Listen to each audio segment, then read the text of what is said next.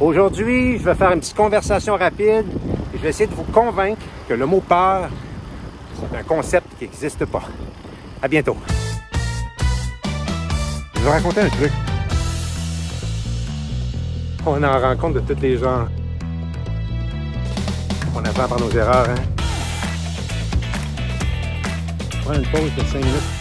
OK, c'est avec les grillons, les criquets et tous les bruits qui proviennent de la nature et certaines voitures qui vont passer en arrière-plan que je fais cette conversation-là aujourd'hui. J'espère pas trop me faire manger par des bébites. J'ai le goût d'essayer de vous parler de la peur. C'est un sujet qui m'est bien cher. J'en ai parlé souvent au cours des 3 dernières années. Je base ma philosophie là-dessus depuis à peu près 15-20 ans environ. Ouais. La peur. Et je sais que pas tout le monde est d'accord avec moi, mais essayez de me suivre. Je veux essayer de vous faire prendre conscience que la peur n'existe pas. La peur, c'est une croyance.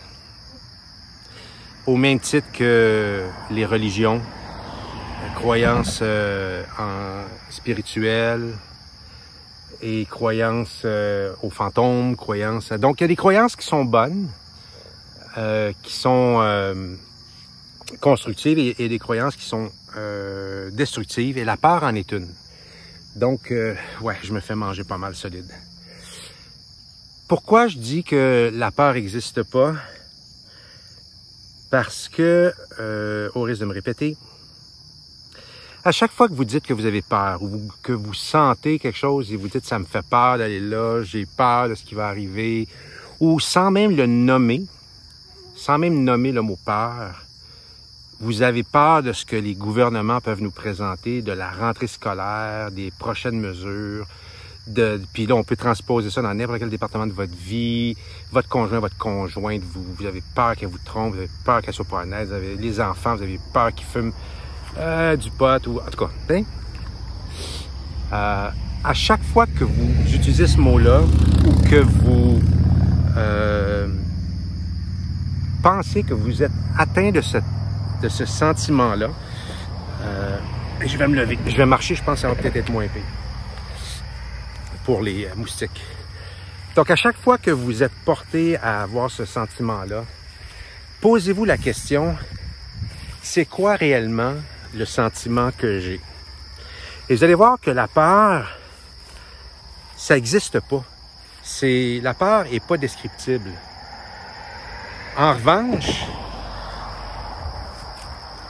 il y a plein d'autres sentiments qui existent pour vrai et que l'humain s'est habitué à englober tout ça sous un seul même mot qui est la peur.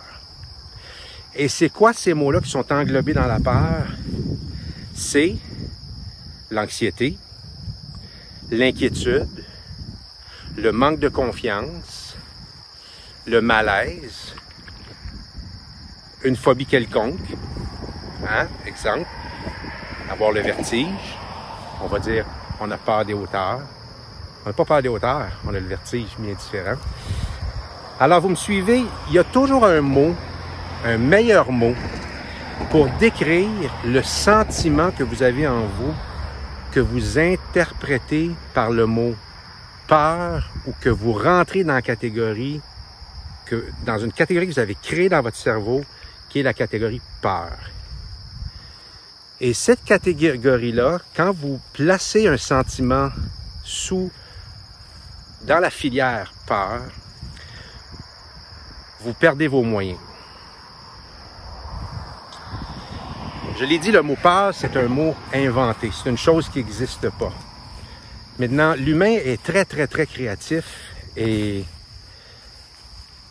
l'humain est arrivé à inventer un mot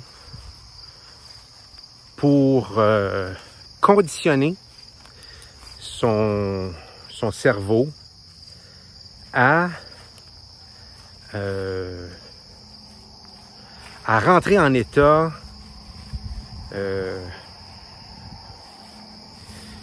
de... Tu sais, quand on freeze, là, quand on gèle, d'inaction. Et ce qui fait en sorte qu'on se soumet en dessous, dans les valeurs hiérarchiques des importances dans notre tête, on se soumet, on se met sous la peur, attribuant au mot peur plus de puissance, plus de force que nous-mêmes on en a en tant qu'humains. Alors c'est un mot qui sert aussi comme excuse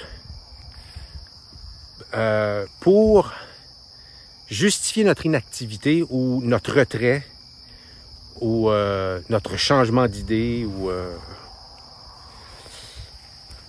essayez de penser à ce que je vous dis. Je sais que ça peut vous sembler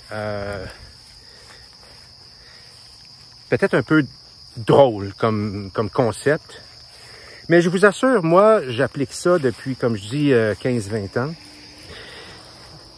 Et ma vie a complètement changé. J'ai réalisé que j'avais peur d'absolument rien. Maintenant, il y a quand même des situations qui me rendent inconfortable. Il y a quand même... moi, j'ai le vertige, donc j'ai dû le combattre, mais je suis né avec ça. Ça a pris beaucoup d'années, beaucoup de courage pour que j'embarque dans les montagnes russes et ce genre de trucs-là. Tout ce qui tournait bien vite au sol, là, ça, j'avais pas de problème avec ça. Ça pouvait me revirer de bord. Il y a des gens qui vomissaient à côté de moi, ça me dérangeait pas. Dès que ça montait dans les airs, je voulais pas embarquer quand j'étais jeune. J'ai combattu ça très tardivement dans ma vie.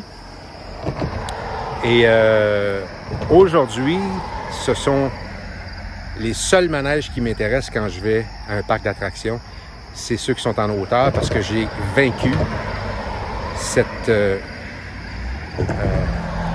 phobie-là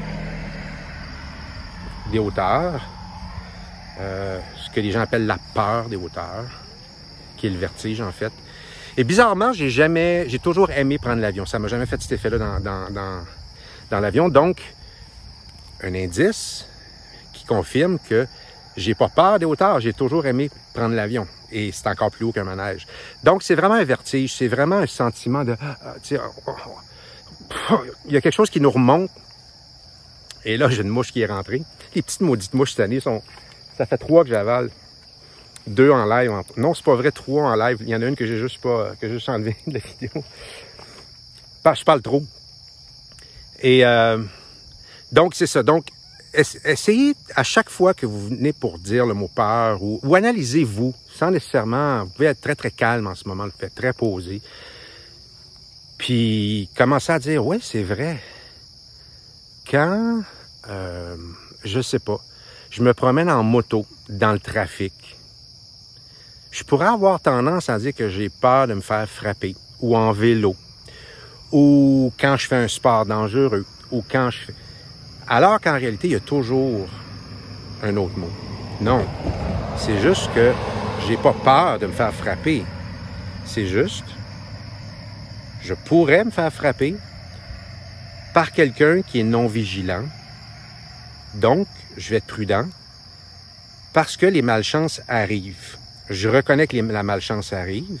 Je reconnais que les erreurs, les accidents arrivent. Maintenant, j'ai pas peur dans la vie. Je suis quelqu'un qui est confiant. Mais il y a des situations qui me rendent inconfortable. Ça peut être aussi parler devant une foule, parler sur un stage.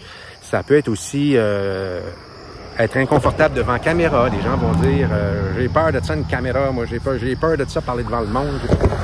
C'est pas le vrai mot. Donc, écoutez, j'aimerais en jaser plus longtemps. Il faut que je rebrousse chemin, puis je veux pas vous inonder avec ce sujet-là. Mais réfléchissez à ça. Tiens, juste avant de vous quitter, je vais vous dire de où, moi, j'ai pris fait cette prise de conscience-là. Il y a à peu près ça, 16-17 ans, j'ai pas l'année exactement.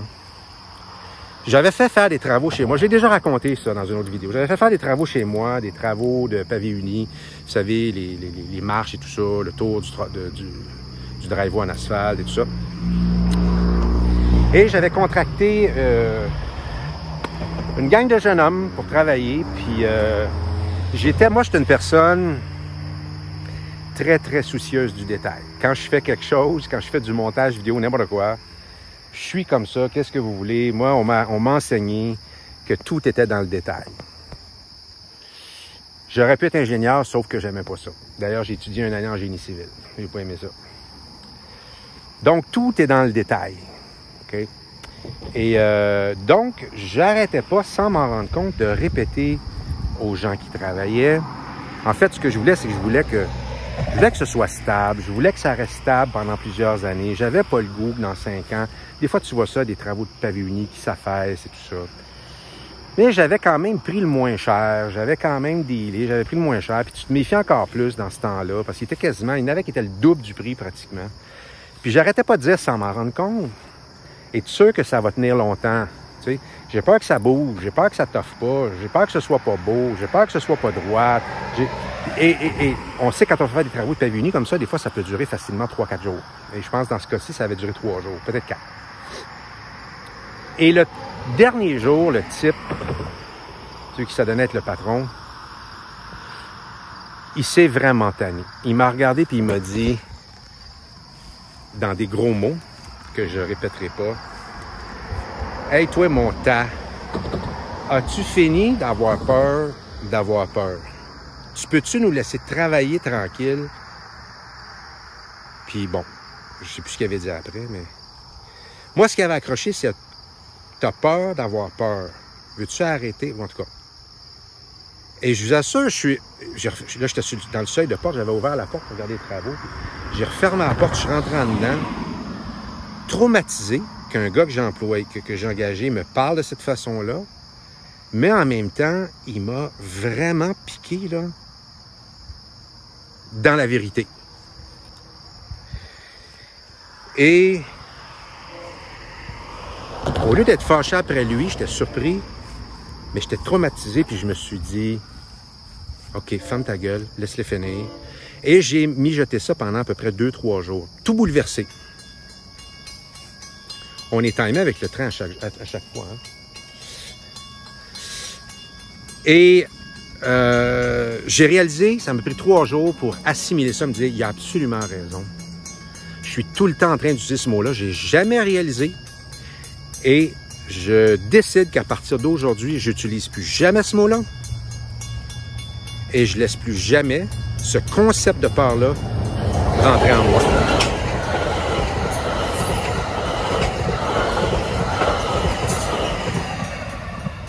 C'est quasiment romantique, un coucher de soleil puis un train qui passe, puis moi qui vous fais la morale. Alors, j'ai pris la décision qu'à partir de ce moment-là, ce concept-là n'existait plus, que j'utilisais plus ce mot-là. Je l'ai complètement sorti de ma vie. Il y a 16, 17, 18 ans, je n'ai plus jamais utilisé ce mot-là. Et ça n'existe plus. Et j'ai réalisé que le mot peur, le concept de la peur n'existait pas. Il y a toujours un autre meilleur mot pour expliquer, exprimer ce que tu ressens. Je laisse réfléchir à ça, moi je repars.